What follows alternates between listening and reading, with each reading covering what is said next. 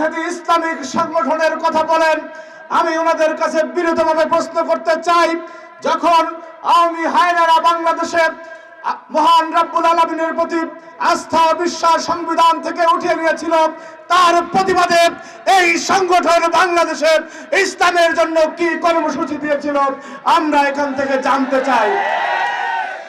আমরা জানতে চাই ইসলামের সাথে সাংঘর্ষিক যে বিষয়গুলো রয়েছে, ইসলামকে নিয়ে যখন এক একজন ফতোয়াবাজ এক এক রকম কথা বলে, যখন আমরা দেখেছি বিভিন্ন দরবার খুলে ইসলামের অবব্যাখ্যা দেওয়া হয়, সেইখানে শুধুমাত্র ভোটের রাজনীতির কারণে তারা কোরআনের সাথে সাংঘর্ষিক কোনো বিষয়ে কথা বলে না, সেইগুলি আমরা জাতির সামনে প্রশ্ন করতে চাই।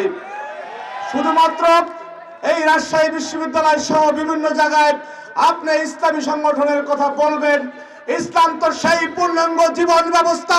6666 খানা আয়াতের একটি আয়াতের সাথে যদি আপনি আপোষ করেন, তাহলে আপনি পূর্ণাঙ্গ কোরআনের সাথে বিরোধিতা করছেন বলে ইসলাম বলে।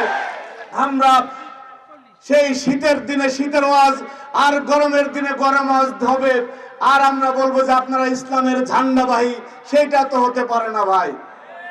সুতরাং আমরা বাংলাদেশি জাতীয়তাবাদ, বাংলাদেশের ইসলামের প্রতি যে অকুণ্ঠ আস্থা বিশ্বাস শহীদ রাষ্ট্রপতি জিয়াউর রহমান বীর উত্তম চালু করেছিলেন, তিনি বলেছিলেন, তার ধারাবাহিকতায় বাংলাদেশের গণমানুষের নেত্রী আপসহীন দেশনেত্রী বেগম খালেদা জিয়া এবং আমাদের বর্তমান বিএনপির ভারপ্রাপ্ত চেয়ারম্যান জনাব তারেক রহমান, আমাদের মুখে এক কথা আর অন্তরে আর এক কথা না।